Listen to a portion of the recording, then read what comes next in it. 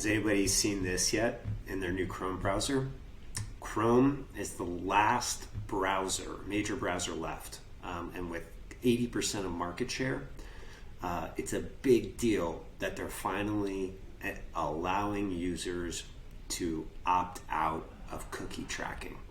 Now users can go to settings and turn off ad measurement. So this means that if this is off, Facebook, Google itself, LinkedIn, other ad platforms won't be able to track conversions based on cookies in a user's browser. They'll also be able to limit the topic, what ads you get served. By content. So right now, a lot of DSPs and ad platforms exchange cookie information. Publishers exchange cookie information back to them. That's now saying that this setting now limits that. I'm going to be very curious to get some data around the opt-in or opt-out rate of these new settings in Chrome.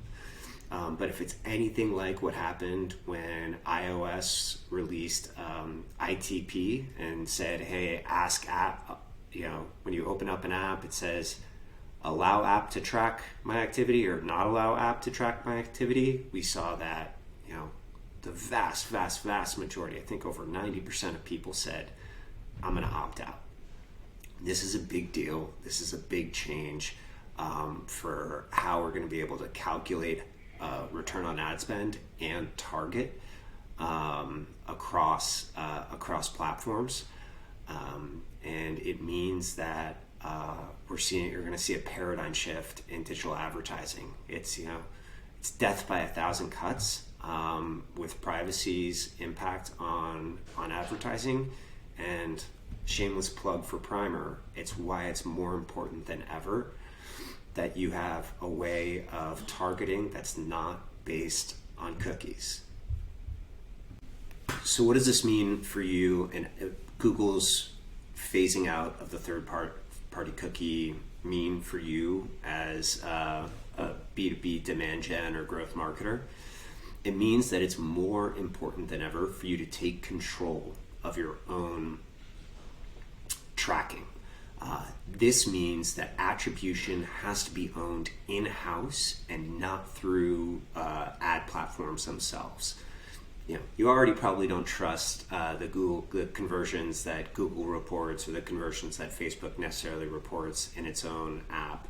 But you now have to set up the infrastructure through a CDP to pass through all UTM parameters, sources, refer domains, etc., and hold on to that data. Without that data to resolve sessions, you are not going to be able to calculate the ROAS and do straightforward attribution. So if you haven't taken a hard look at your UTM tracking and you haven't implemented good UTM tracking, now is the time for you to start following best practices there, or else you're going to get left behind on calculating and understanding your return on ad spend.